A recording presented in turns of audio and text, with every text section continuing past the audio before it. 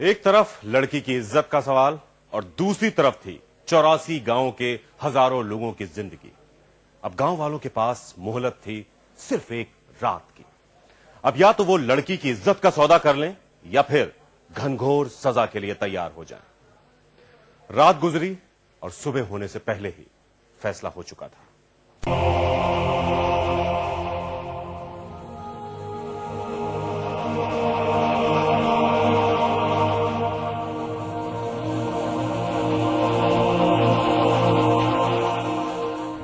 पाली ब्राह्मणों की पंचायत में एक आवाज पर फैसला हो गया। फैसला लड़की की इज्जत बचाने के लिए 84 के 84 गांव फौरन खाली कर जैसलमेर की रियासत से कहीं दूर निकल जाने का। एक रात के अंदर अपना रख छोड़ के, अपना धर्म लेके, अपनी कन्या लेके, जैसे गांव है, जैसे एक रात में 84 गांव यहाँ से जैसलमेर जिला छोड़ के दूसरी जगह कहीं जगह जो साइट मिली वहाँ जाके बसेंगे, लेकिन अपना सत्य नहीं आएंगे, अपनी लड़की नहीं देंगे।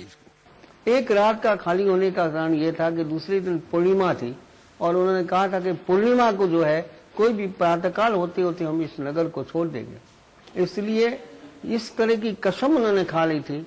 इसलिए सारे जितने लोग थे 84 गांव के लोग एक ही रात्रि के अंदर उस क्षेत्र को छोड़ करके और निकल गए। इस फैसले के बाद ही एक रात 84 गांव खाली हो गए।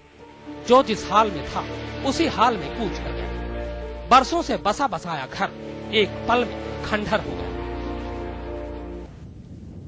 मगर जाते जाते बस्ती वाले इन गांवों को ये श्राप भी दे गए कि दोबारा कभी इन घरों में कोई बस नहीं पाएगा। वक्त गुजरने के बाद कुछ लोगों ने और सरकार की तरफ से भी इन उजड़ी बस्तियों को आबाद करने की कोशिश की गई, मगर तमाम कोशिशें नाकामयाब रहीं।